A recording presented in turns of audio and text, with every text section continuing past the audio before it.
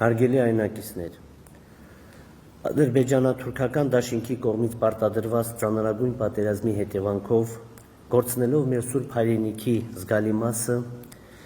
եւ հազարավոր պայծառ կյանքեր, այնուամենայնիվ մեր ժողովրդի հավաքական ուժի եւ կամքի շնորհիվ մեր նվիրյալ զավակների արյան գնով մեզ հաջողվել է պահպանել Արցախ աշխարհի մեծ հայքի պատմական 10-րդ նահանգի մի մասը, որտեղ շարունակելու է ապրել, արարել ու պայքարել Արցախահայությունը հանուն իր իրավունքների ու ազատությունների, հանուն ազգային արժանապատվության ու հարատևման։ Նախ եւ առաջ կուզեի իմ խորին ցավակցությունները հայտնել բոլոր զոհվածների հարազատներին եւ ողջ հայ ժողովրդին, անդառնալի ու ծանր կորուստների համար։ Մենք ցմահ երախտապարտ ենք ու պարտավոր ենք հայրենիքի համար ընկած յուրաքանչյուր հերոսի եւ նրա հարազատների, մեր երախտապարտ ենք նաեւ հայրենիքի պաշտպանության գործին այս կամ այն ձևով սրտանց մասնակցած յուրաքանչյուր անձի, զինվորից մինչեւ սփյուռքահայ մանուկ, առաջնագծից մինչեւ խորը թիկունք։ Ինչպես արդեն հայտարարվել է Արցախի եւ Հայաստանի Հանրապետություններում դեկտեմբերի 19-ից հայտարարվելու է երրորդյա սուկ, ոգեկոչելու համար պատերազմի ընթացքում զոհված մեր հայրենակիցների հիշատակը։ Պետք է արձանագրել, որ չնայած առկա ծանր մարտահրավերներին, Արցախի Հանրապետության անկախությունն ու սահմանադրությունը գործում են նույնությամբ, դեռ ավելին, մեզ պարտավորեցնում են առավել վճռականորեն շարունակել իրենց պատմական, արժեքային ու իրավաքաղաքական հիմքի արցախյան շարժման պայքարն ու ոգին։ Հարկ է արձանագրել նաև, որ միջազգային հարաբերություններում մարդու իրավունքների պաշտպանությունը մնում է զուտ հռչակագրային ցանկություն, որի ապահովման ուղղությամբ միջազգային հանրությունը հիմնականում չի կատարել իր ստանձնած պարտավորությունները, աչք փակելով հայության հանդեպ կատարած մարդկության դեմ հանցագործության աղաղակող փաստերի առջև։ Այս դժվարագույն իրավիճակում մենք պարտավոր ենք ուղիղ նայել իրականության աչքերին, արձանագրել առկա խնդիրները, դնել հստակ նպատակներն ու քրտնաջան, հետևողական, խելացի ու համատեղ աշխատանքով հասնել այդ նպատակներին։ Թե ինչ ունենք եւ ինչ պետք է անենք, հակիրճ ներկայացնեմ ըստ ոլորտների։ Անվտանգություն։ Անշուշտ մեր քաղաքացիների անվտանգության ապահովումը պետության գլխավոր առաջնահերթությունն է, քանի որ առանց անվտանգ միջավայրի հնարավոր չէ մնացած ոլորտներում հաջողություններ ու զարգացումներ արձանագրել։ Այդ համատեքստում լիովին հասկանալի է, որ նաև հետպատերազմյան ժամանակաշրջանում քաղաքացիներին ու իշխանություններին ամենաշատ ուզող հարցերը վերաբերում են անվտանգությանն ու առնչվող անորոշություններին։ Մի կողմից ունենք պատերազմի հետևանքով շուրջ 2.5 անգամ երկարած շփման գիծ ադրբեջանական կողմի հետ, կոնկրետ հատվածներում անմիջական մոտեցում մեր որոշ բնակավայրերի եւ խիստ սահմանափակված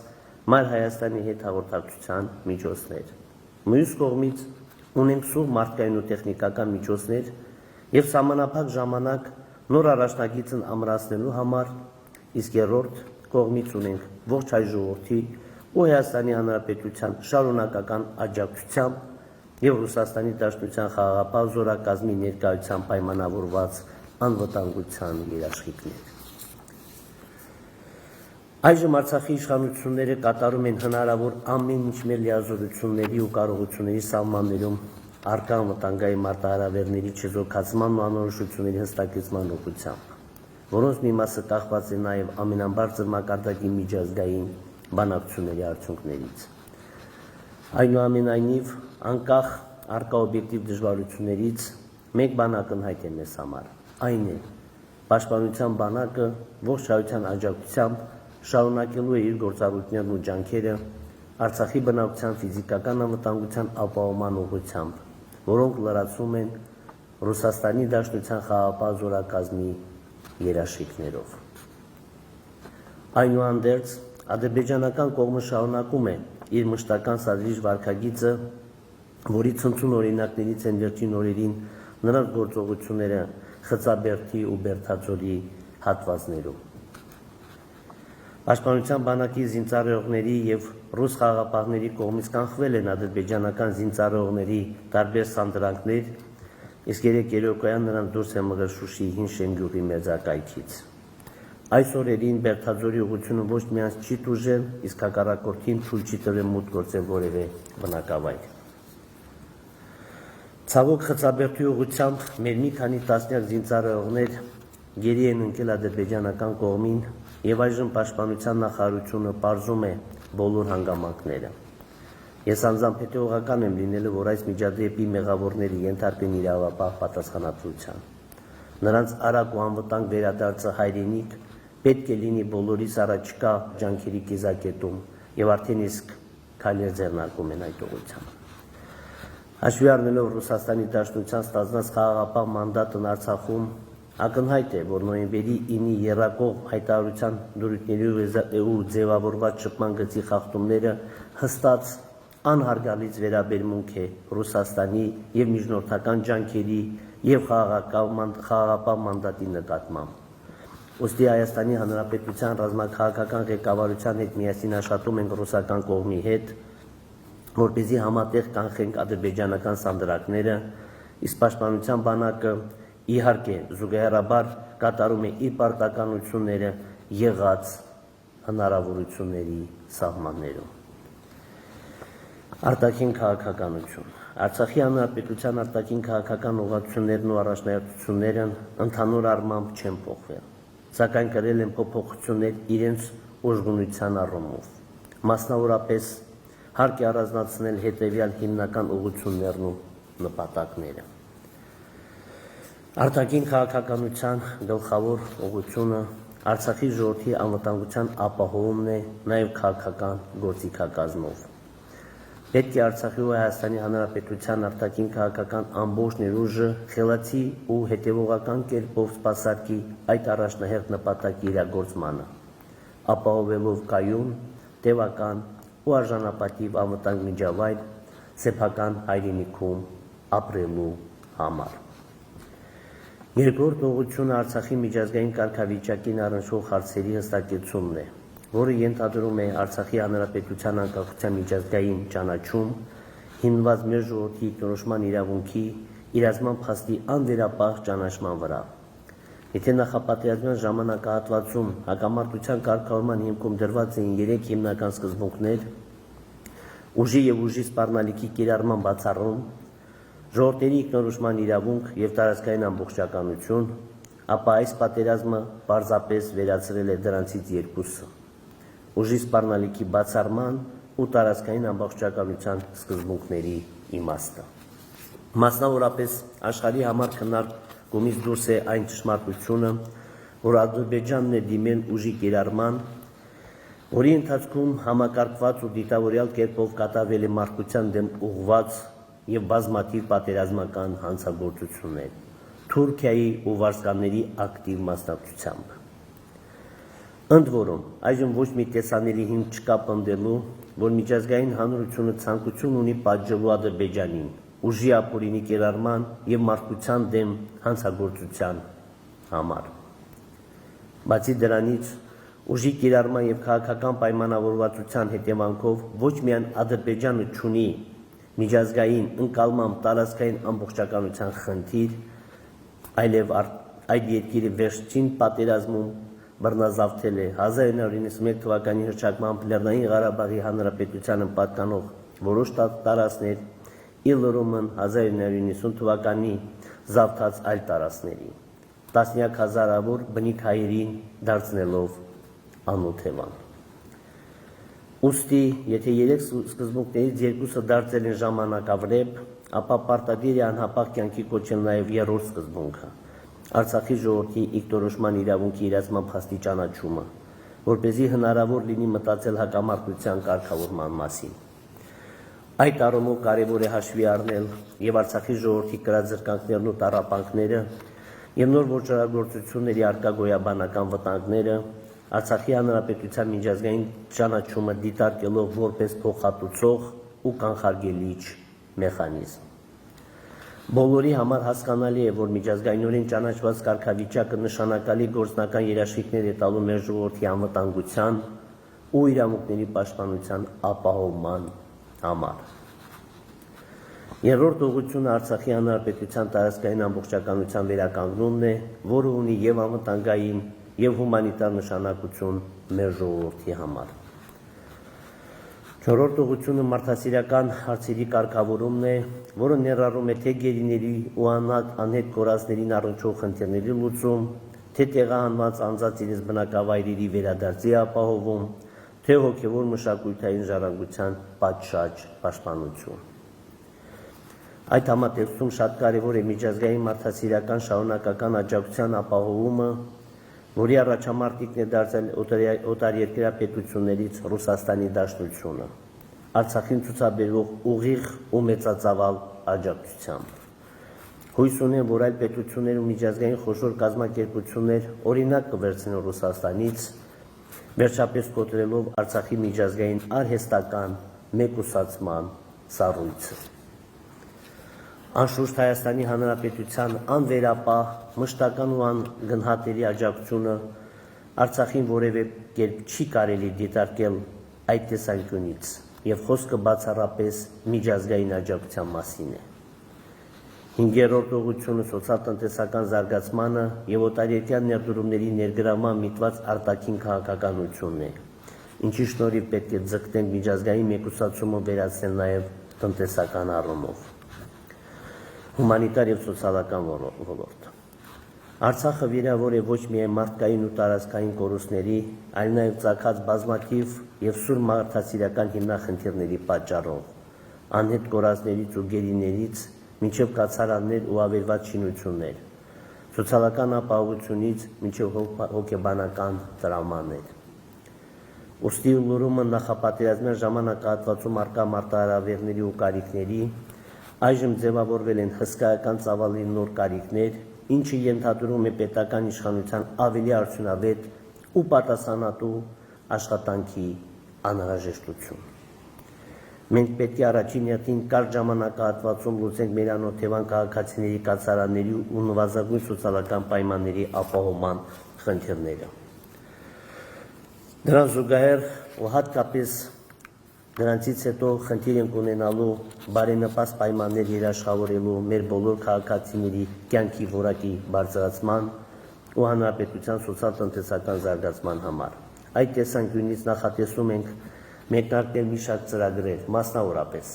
Հայաստանի Հանրապետության հետ համատեղ կատարել առավելագույնը բոլոր գերիներին տուն վերադարձնելու ուղղությամբ, ինչպես նաև ակտիվորեն շարունակել զոհվածների մարմինների ու անհետ կորածների որոնողական աշխատանքները։ Կարճ ժամկետում կարգավորել անօթևան քաղաքացիների ժամանակավոր կացարանների խնդիրը, թե տարբեր շինություններում կենտրոնացված տեղավորման, թե բնակվարձի պատշաճ փոխհատուցման, թե արագ բնակարանաշինության եւ հնարավոր այլ ծրագրերի միջոցով։ 3 տարում բոլոր անօթևաներին ապահովել բնակարանային պայմաններով, մշտական բնակարանային պայմաններով։ Առաջիկա 3 տարում քաղաքացիների փոխարեն վճարել իրենց հիփոթեկային վարկերի եւ հաշվագրված տոկոսների գումարները։ Զգալի աջակցություն ցուցաբերել ֆիզիկական ու իրավաբանական անձանց վարկերի սպասարկման մասով։ Այստեղ մենք արդեն սկսել ենք բանակցություններ բանկային համակարգի եւ աջակցությունը լինելու է շոշափելի։ Էականորեն մեծացնել շինանյութերի հատկացման ծրագիրը գյուղերի բնակֆոնդի պայմանների բարելավման նպատակով, ոչ բնակության նկատի ունենք։ Մեկնարկել է նաև անօթևան քաղաքացիների բնակվարձի փոխհատուցման ծրագիրը։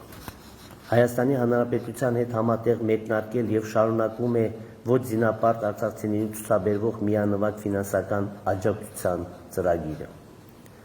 Հայաստանի Հանրապետության հետ համատեղ արդեն գործում է նաև անօթևան մնացած քաղաքացիներին 300,000 կամ 250,000 դրամ աջակցություն ցուցաբերման ծրագիրը կախված բնակության վայրից։ Առնվազն 6 ամիս շարունակ գործազուրկ քաղաքացիներին Արցախի բոլոր քաղաքացիների նկատի ունենք հատկացնել ամսական 68,000 դրամ սոցիալական աջակցություն։ Առնվազն 1 տարի շարունակ սուբսիդավորել գազի, էլեկտրաէներգիայի, կապի ֆիքսված ծավալների սպառումը եւ այլ կոմունալ ծախսերը, ճկուն հարաբերակցությամբ ըստ բարողների նախընտրության ու կարիքներին։ Այստեղ կա կառավարության որոշում եւ այդ որոշման մեջ նախատեսված սահմանաչափերը պետք է վերանայել իհարկե բարձրացնելով չափերը։ Հայտարարել հարկային համաներում եւ սահմանել հարկային լայն արտոնություններ։ Գույքագրել պատերազմի հետևանքով արձանագրված նյութական վնասները հետագայում քննարկելու համար փոխհատուցումներ տրամադրելու հնարավորությունները։ 3 տարում ասֆալտապատել բոլոր գյուղերը տանող ճանապարհները։ Իհարկե նշվածները պետական ծրագրերի միայն մի մասն են եւ արկա ճգնաժամից դուրս գալու միտված կարճաժամկետ ծրագրերից հետո մշակելու եւ իրագործելու ենք ավելի երկարաժամկետ զարգացման ծրագրեր։ Այս եւ այլ ծրագրերի կյանքի կոչումը հնարավոր է լինել ոչ միայն Արցախի հանրապետության միջոցներով, այլ նաեւ Հայաստանի հանրապետության համայն հայության, Հայաստան համահայկական հիմնադրամի, տարբեր բարեգործական կազմակերպությունների եւ նաեւ Ռուսաստանի Դաշնության գործուն աջակցության շնորհիվ։ Հուսամ միջազգային տարբեր կազմակերպություններ ու այլ օտարերկրյա կառավարություններ եւս կհետևեն Ռուսաստանի օրինակին եւ Արցախին կցուցաբերեն շարունակական եւ ուղղակի մարդասիրական աջակցություն։ Ներքին քաղաքականություն։ Ծանր կորուստներով պատերազմն ինքնին պետական ու քաղաքական համակարգերի համար ճգնաժամի մեծ աղբյուր է։ Մյուս կողմից պատերազմական ու հետպատերազմյան ժամանակահատվածում ցանկացած պետությանը անհրաժեշտ է ներքին կայունություն ու միասնական աշխատանք։ Այլապես ճգնաժամերը կարող են երկար տևել ու ամենացավոտը խորանալ։ Ինձ համար բնականաբար ընկալելի են Արցախի եւ Հայաստանի հանրապետությունների իշխանություններից պատերազմի արդյունքների ու առկա իրավիճակի վերաբերյալ պարզաբանումներ պահանջելու միտված գործողությունները, քանի որ յուրաքանչյուր իշխանություն պետք է պատասխանատու լինի իր լիազորությունների կատարման ու չկատարման համար եւ ամենակարևորը հաշվետու սեփական ժողովրդի առջև։ Այո, Արցախի սահմանադրությամբ ինձ վերապահված լիազորությունների շրջանակներում պատասխանատվություն եմ կրում այս իրավիճակի համար։ Սակայն որևէ մեկին պատասխանատվության ենթարկելիս հարկ է տարանջատել թացը չորից, օբյեկտիվ պատճառները սուբյեկտիվ մեղքերից, ցանկությունները հնարավորություններից։ Օրինակ, եթե սահմանադրությամբ հանրապետության նախագահը Արցախի հանրապետության ինքնիշխանության, անկախության, տարածքային ամբողջականության ու անվտանգության երաշխավորն է, արդյոք ունեցել է ներքին ու արտաքին բավարար հնարավորություններ ու լծակներ այս լայնածավալ պատերազմում լիովին երաշխավորել նշած 4 արժեքները եւ արդյոք իզնից կախված առավելագույնը չեմ կատարել այդ ուղղությամբ։ Կամ եթե սահմանադրությամբ հանրապետության նախագահը զինված ուժերի գերագույն գլխավոր հրամանատարն է, ապա ում համար գաղտնի է, թե իրականում պաշտպանության բանակը ինչպես ու որտեղից է կառավարվում եւ թե որքանով է Արցախի հանրապետության նախագահն ընդգրկված այդ գործողություններում, եւ դա արդեն շատ երկար ժամանակ։ Սահմանադրական լիազորությունների ու իրական կյանքում գործառույթյան խիստ սահմանափակումների միջև մեծ տարբերության պայմաններում ես իմ կարծիքով կատարել եմ հնարավոր ամեն ինչը նպաստ բերելու հայրենիքի պաշտպանության կարևորագույն գործին, անկախ իմ պաշտոնական ու ոչ պաշտոնական լիազորություններից ու հնարավորություններից։ Այս 44 օրյա պատերազմում կան 3 հիմնական հարցեր ու դրանցից բխող քննադատություններ։ Առաջինը այն է, թե արդյոք ճիշտ էր պատերազմը կանգնեցնել նոյեմբերի 9-ին այդ պայմաններով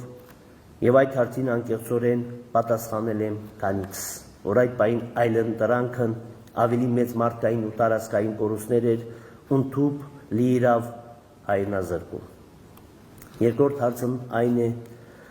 թե արդյոք հնարավոր չէր ավելի շուտ դադարեցնել պատերազմը հարաբերականորեն ավելի լավ պայմաններով ու ավելի քիչ կորուստներով։ Իսկ երրորդը, թե արդյոք հնարավոր չէր նախօրոք այնպես անել, որ հայկական զինված ուժերը ավելի լավ պատրաստված լինեին պատերազմին։ Վերջի երկու հարցերի պատասխաններն էլ են դրական, սակայն մանրամասնորեն կանդրադառնամ մեկ այլ առիթով, ոչ շատ ուշ։ Այնուամենայնիվ, անկախ առկա իրավիճակի համար իմ իրական ու օբյեկտիվ պատասխանատվության չափից պատերազմից հետո ես պատրաստ էի վայր դնել հանրապետության նախագահի իմ լիազորությունները, սակայն մի քանի հիմնական պատճառով չգնացի այդ քայլին։ Նախ, արդյոք հետպատերազմյան հումանիտար աղետի առերեսված ու բազմաթիվ զրկանքների մեջ խրված Արցախը արագ համախմբվելու և ժողովրդի առկա կարիքներով զբաղվելու փոխարեն պետք է անցներ քաղաքական լարվածության ու կառավարման անկայունության մի երկարատև փուլ։ Կարծում եմ պատասխանը պարզ է, առնվազն անմեղսունակ պետք է լինել ժողովրդի դարդերը թողնելու ու ներքաղաքական պայքարի կրկեսը մտնելու համար։ Երկրորդ, արդյոք արտաքին ու անվտանգային լրջագույն մարտահրավերների պայմաններում որևէ մեկը համոզված է, որ պատշաճ կամ նույնիսկ նվազագույն չափով երաշխավորված միջավայր ունենք արտահերթ նախագահական ու խորհրդարանական ընտրություններ կազմակերպելու և կայացնելու համար։ Երրորդ, պետք չէ մոռանալ նաև սահմանադրական կարգավորումների մասին, որոնք այնպես են կառուցված, որ այս փուլում նախագահական ու խորհրդարանական արտահերթ ընտրություններ կարող են առաջացնել սահմանադրական ճգնաժամ, խորացնելով ընդհանուր պետական ճգնաժամը։ Չորրորդ և վերջապես, ես պատասխանատվությունից խուսափող մարդ չեմ, հակառակ այս ծանր շրջանում ստանձնում եմ լրիվ պատասխանատվություն մեր հայրենիքն ու ժողովրդին հետպատերազմյան ճգնաժամից հանելու հարցում։ Իսկ ինչ վերաբերում է պատերազմի ընթացքում իմ և այլ պաշտոնատար անձանց գործողություններին ու վարքին, ապա ողջունում եմ հասարակական տարբեր կազմակերպությունների կողմից իրավապահ մարմիններին ներկայացված հաղորդումը հնարավոր պետական դավաճանության ու այլ ենթադրյալ հանցագործությունների վերաբերյալ։ Ես պատրաստ եմ ամբողջությամբ աջակցել իրավապահ մարմինների արդյունավետ քննություն անցկացնելու այդ գործի մասով,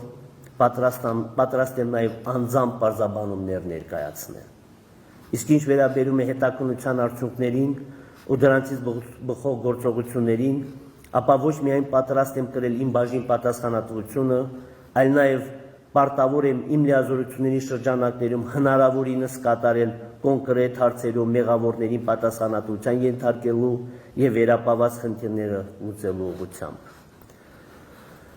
Այժմ գալով իմ որոշումներին ու ապագա անելիքներին կուզեի շեշտադրել հետևյալ կետերը։ Սկսել եմ քաղաքական խորհրդակցություններ խորհրդարանական ու